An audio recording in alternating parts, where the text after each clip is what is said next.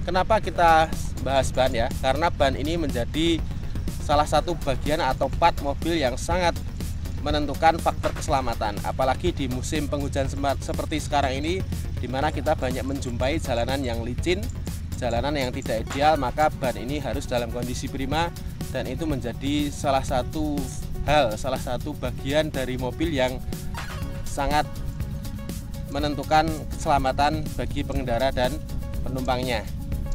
Nah, di video kali ini nanti akan kita bahas beberapa hal terkait ban.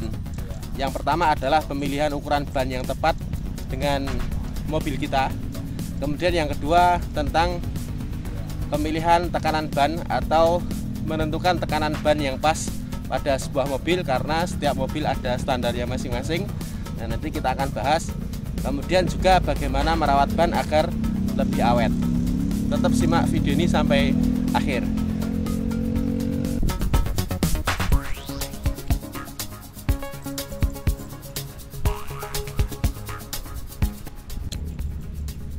Assalamualaikum teman-teman semua, ketemu lagi dengan Mas IM.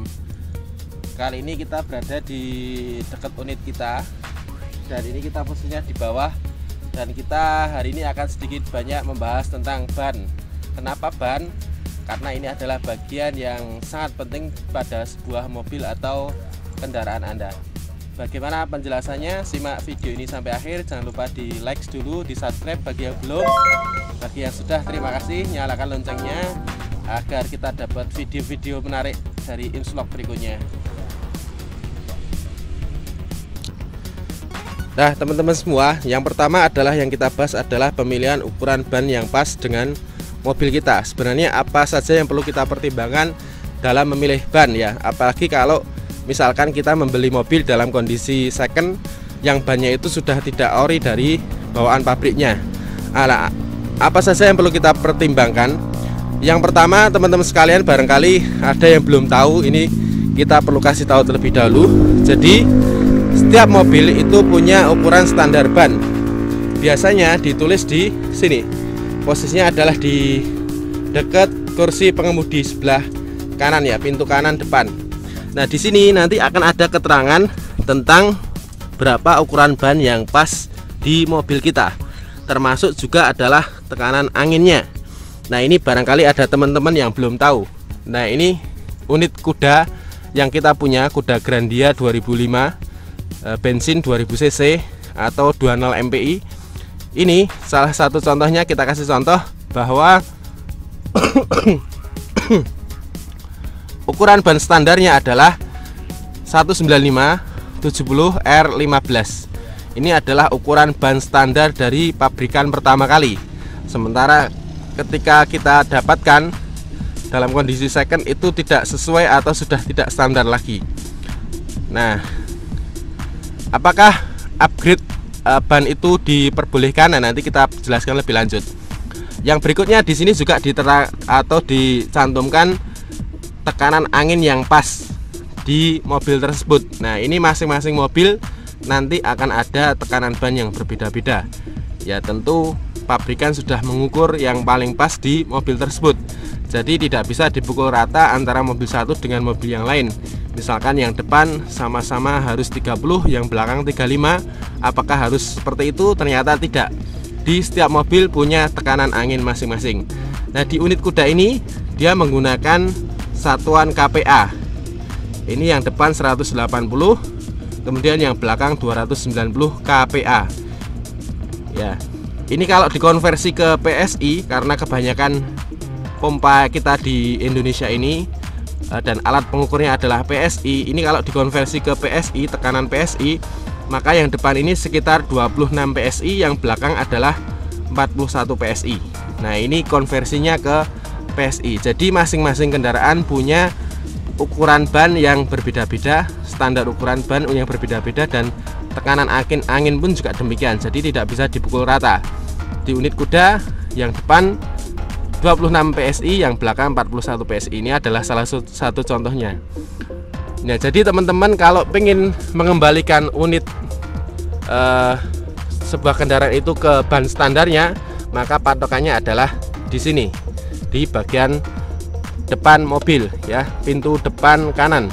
Biasanya ada stikernya, kecuali kalau sudah dilepas atau unitnya itu sudah pernah dicat, biasanya ini dilepas ya. Tapi kalau unitnya masih bagus, catnya belum pernah dirubah-rubah, harusnya di sini ada. Ini pakai stiker silver biasanya. Nah, berikutnya teman-teman sekalian, apakah mengupgrade ban itu diperbolehkan ya? Mengupgrade ban boleh diperbolehkan selama dia tidak banyak merubah ukuran standar aslinya. Jadi kalau misalkan di unit kuda ini bawaannya adalah 195/70R15, maka diperbolehkan mengupgrade, tapi hanya sedikit saja, jangan sampai merubah banyak banget gitu ya.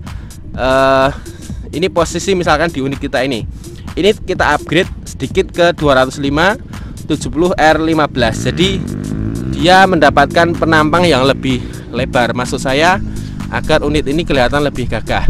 Nah, apakah ini diperbolehkan? Boleh selama tidak mengganggu fungsi dari ban tersebut ya. Jadi kalau nanti upgrade-nya terlalu lebar, takutnya nanti ketika dibawa misalkan di depan ya, terutama yang depan ini akan sensitif, karena kalau nanti upgrade-nya terlalu lebar atau terlalu besar bannya, jadi ketika nanti ada jalan berlubang, ini bisa saja ban ini nggak stroke fender ya, bahasa mudahnya nggak stroke fender. Atau ketika dibelokkan ya, karena ini kan nanti ban akan belok kanan kiri. Kalau upgrade bannya terlalu lebar, biasanya ban ini akan mengenai bodi dan akan menimbulkan bunyi-bunyian. Itu yang pertama. Jadi ngupgrade boleh, downgrade juga boleh, misalkan mau lebih tipis diceperkan, tapi tetap perhatikan kenyamanan dalam berkendara ya. Jangan sampai nanti upgrade kita malah justru menyusahkan pengendara itu sendiri.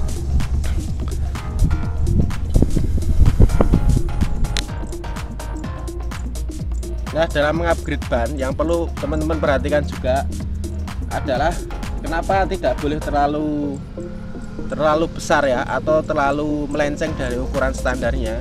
Karena di mobil, kebanyakan mobil itu sensor kecepatan itu adalah dari berdasarkan putaran ban. Sementara kalau diameternya ban ini berubah banyak ya, maka pembacaan speedometer di speedometer ya, pembacaan kecepatan di speedometer maksud saya, itu akan tidak valid ya, akan tidak valid karena diameter bannya sudah berubah dari ukuran standarnya. Maka boleh mengupgrade ukuran ban ini atau ukuran velg ya, ukuran velg atau ukuran ban, tapi tetap kalau bisa nanti hasil akhirnya ya, jarak antara as ini dengan kemudian permukaan yang paling luar atau diameternya itu sama dengan ukuran aslinya, atau mendekati atau hampir sama dengan ukuran aslinya, agar pembacaan kecepatan di speedometer itu tetap sama. Juga kita harus mempertimbangkan kenyamanan selama berkendara ya. Jangan sampai kita upgrade ban atau upgrade velg namun justru mengorbankan kenyamanan kita dalam berkendara. Kemudian teman-teman sekalian, yang tidak kalah penting juga adalah kita perlu memperhatikan tekanan anginnya ya, tekanan angin yang sesuai dengan standar mobil kita. Jangan terlalu memompa ban dengan terlalu keras atau terlalu lembek juga ya. Tujuannya satu, kalau misalkan tekanan bannya pas ya, satu yang akan kita dapatkan adalah mobil ini dalam kondisi performa terbaik. Yang kedua, tentu mobil itu dipakai jadi lebih nyaman ya, karena apalagi untuk menghajar jalan berlubang. Biasanya kalau bannya terlalu keras, itu akan nanti timbul suara gemblodak ya, atau ketidaknyamanan dari mobil tersebut. Kemudian juga kalau tidak pas akan menyebabkan usia ban tidak awet. Maka pastikan tekanan angin sesuai dengan yang sudah ditetapkan oleh pabrikan. Boleh di-upgrade atau ditambah sedikit sesuai kebutuhan kita. Tapi kalau mau aman ya ambil saja tekanan standar dari mobil tersebut. Sekali lagi, setiap mobil punya tekanan angin yang berbeda-beda, standar tekanan angin yang berbeda-beda. Maka bacalah dulu standar angin di mobil kita sebelum kita melakukan pengisian atau menjaga tekanan angin ban kita. teman-teman sekalian, setelah kita tahu cara bagaimana menentukan ukuran ban yang pas untuk mobil kita dan tekanan angin ban mobil kita, yang berikutnya adalah kita harus juga tahu cara merawat ban ya, agar awet dan ketika dipakai selalu nyaman. Yang pertama teman-teman sekalian, silahkan dicek rutin ya, berkala sebulan sekali atau berapa ribu kilometer sekali kondisi ban ya, kondisi ban. Jadi dipastikan ban itu dalam kondisi baik, dan kemudian ciri-ciri ban yang baik adalah ini jelas ya, alurnya ini, karena ini adalah digunakan untuk membuang air ya, membuang air. Ini salah satu ban simetris, contoh ban simetris.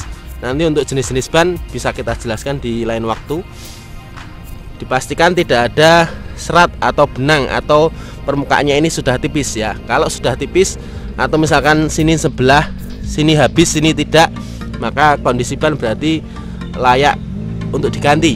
Apalagi kalau sudah sampai keluar kelihatan benang-benangnya, itu sudah sangat layak diganti, karena apalagi di musim penghujan begini, maka daya cengkram ban akan sangat jauh berkurang kalau alur-alur ini sudah mulai hilang ya.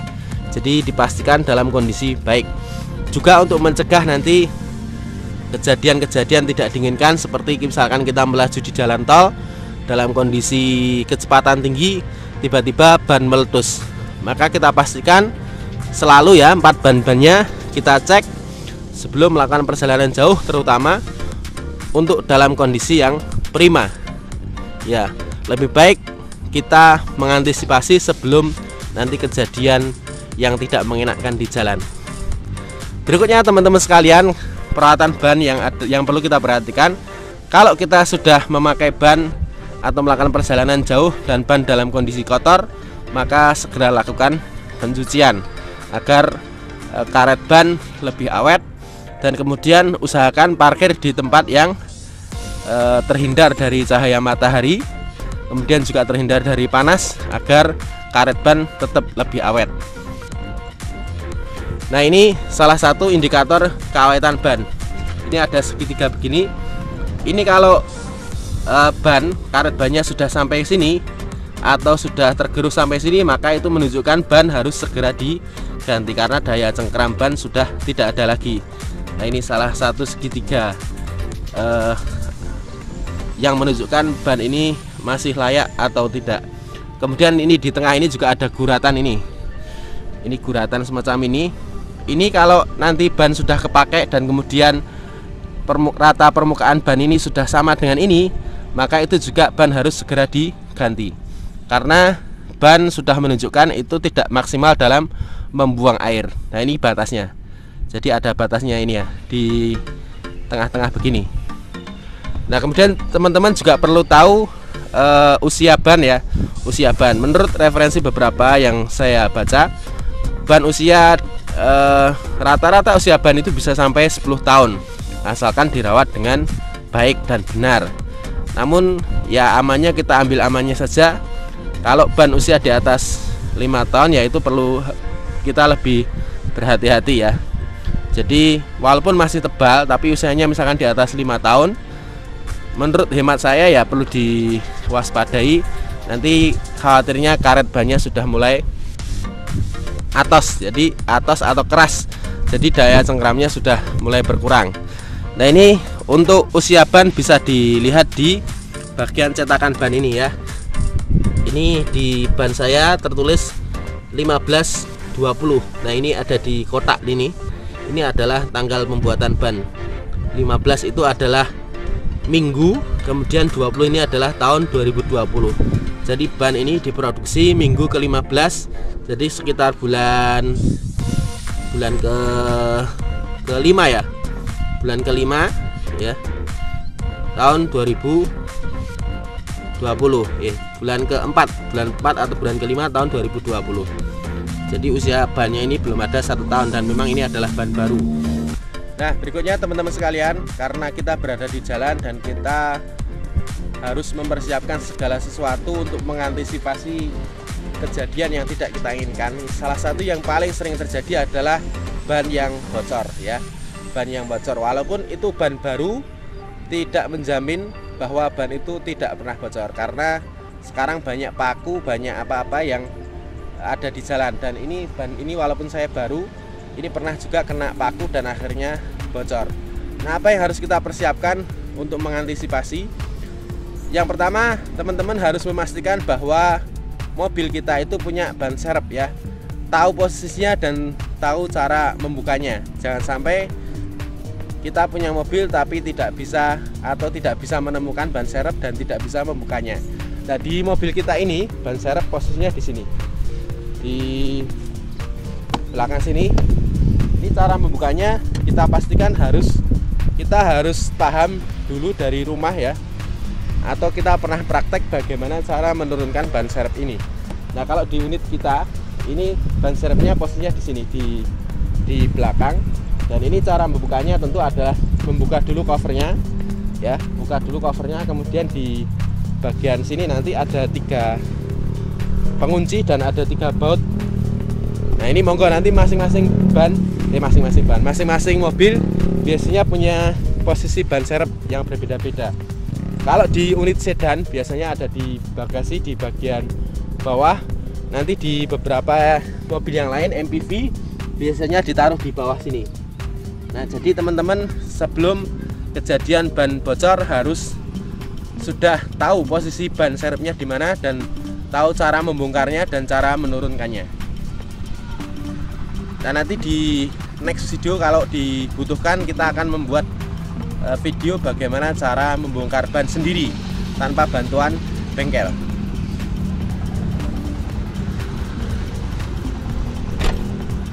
Nah, berikutnya teman-teman sekalian, setelah kita pastikan kita punya ban serep, yang tidak kalah pentingnya adalah kita punya alat untuk membongkar ban ya. Karena kejadian ban bocor itu bisa terjadi sewaktu-waktu. Iya, kalau kita dekat bengkel kita bisa minta tolong bengkel. Kalau kita berada di jauh dari bengkel, maka mau tidak mau kita harus bisa membongkar sendiri. Membongkar ban bocor, kemudian menggantinya. Nah, apa yang harus kita sediakan? Jadi setiap mobil ya, kita pastikan kita punya alat untuk membongkar ban ya. Di mobil kita ini apa saja alat yang dibutuhkan? Sebentar, kita keluarkan dulu. Ini adalah alat wajib yang harus dimiliki di setiap mobil ya. Yang pertama ini adalah kunci-kuncinya. Yang berikutnya adalah dongkrak. Dongkraknya ini posisinya di sebelah bawah sini. Sebentar, tak keluarkan ya. Posisinya agak delik tapi bisa dikeluarkan.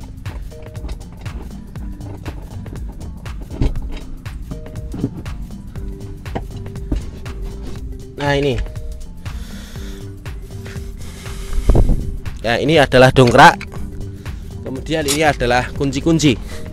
Jadi kita pastikan di mobil kita ada semacam ini dongkrak ya, dongkrak manual. Ini pakai modelnya hidrolis bukan ya? Bukan hidrolis kayaknya, masih pakai baut, jadi dongkrak manual. Kemudian ini adalah kunci ban dan dipastikan kuncinya sama ya. Nah, begini. Dan kemudian alat untuk membantu membukanya. Kalau misalkan ini tidak, karena ini agak berat ya, jadi perlu misalkan ini sambungan begini. Jadi agar untuk membuka ban lebih mudah. Nanti kita buatkan videonya kalau dibutuhkan, bagaimana cara membongkar ban sendiri tanpa bantuan bengkel. Nah, jadi itu teman-teman, kita pastikan kita punya alat untuk membuka ban sendiri. Jadi ini peralatan wajib, satu dongkrak, kemudian ini tool ya, tool untuk membuka ban dan alat-alat pendukungnya. Ini dipastikan di setiap mobil harus ada dan harus ready. Kalau di mobil ya, sudah kebanyakan mobil itu menggunakan ban tipe tubeless. Nah, kelebihan ban tubeless ini adalah ketika kena paku atau benda-benda yang melukai, yang paling sering itu ya paku, maka angin di ban ini tidak akan langsung habis. Jadi dia habisnya itu pelan-pelan ya, bisa saja 1 hari bahkan 2 hari. Kadang kita konangan itu bahasa Indonesianya apa ya, jadi ketahuan kalau ban kita itu kena paku bocor itu adalah hari berikutnya. Nah ini kelebihannya ban tubeless. Nah karena waktunya panjang, kita bisa ada waktu untuk pergi ke bengkel. Jadi kita tidak harus repot membongkar sendiri. Kalau sudah ketahuan bannya agak kempes, maka bisa kita langsung meluncur ke bengkel tanpa ban itu benar-benar kempes. Kalau benar-benar kempes kan berarti harus dibongkar. Sementara kalau baru mulai kempes, nah kita ada waktu, jeda waktu untuk kita pergi bengkel, dan nanti yang bongkar adalah bengkel. Sementara yang ban tipe tube type ya, yang pakai ban dalam, nah itu kelemahannya ketika kena paku itu langsung habis seketika. Ya hanya butuh waktu beberapa menit saja. Jadi mau tidak mau ban-ban yang seperti itu kita harus ada serepnya ya. Ya tubeless pun juga tetap harus ada serep. Jangan sampai nanti ada kejadian ban bocor atau bahkan naudzubillah min dzalik ya, ban kita pecah, kita harus siap ban serepnya. Teman-teman yang ingin mengganti ban ya, jangan tergiur dengan harga murah. Harga murah itu karena bannya dalam kondisi second misalkan, atau karena ban yang sudah lama dijual murah ya. Kalau masih 2-3 tahun, saya pikir itu masih layak dan wajar kalau ada diskonan harga ya. Tapi kalau misalkan bannya itu sudah umur 10 tahun ke atas, nah itu patut menjadi warning ya. Jadi menurut hemat saya ya, jangan tergiur harga murah. Kita pastikan kalau penggantian ban itu ya, kalau memang tidak benar-benar kepepet, kita mengganti ban dalam kondisi baru ya, jangan mengganti ban dalam kondisi bekas ya, karena banyak yang jual juga ya.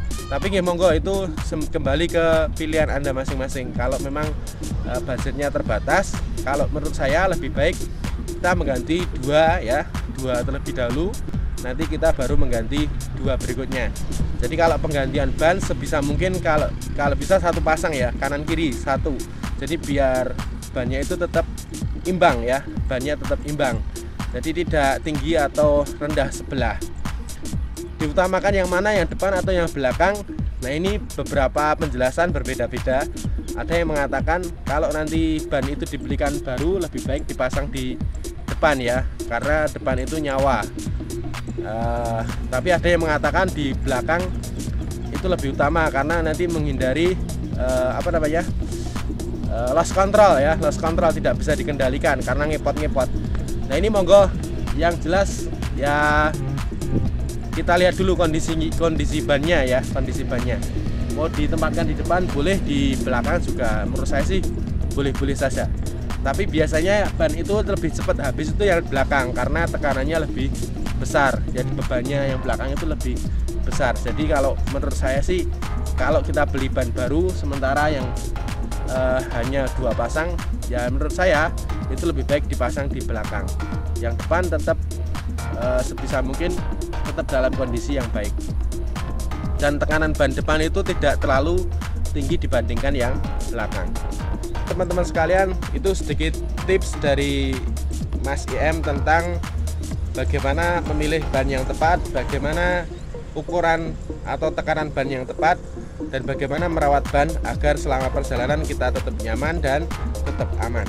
Semoga tips ini bermanfaat. Sampai ketemu di video berikutnya.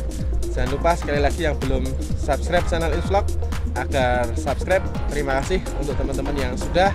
Jangan lupa nyalakan loncengnya, dan terima kasih atas semua support yang diberikan kepada Insvlog sehingga bisa bertahan sampai sejauh ini.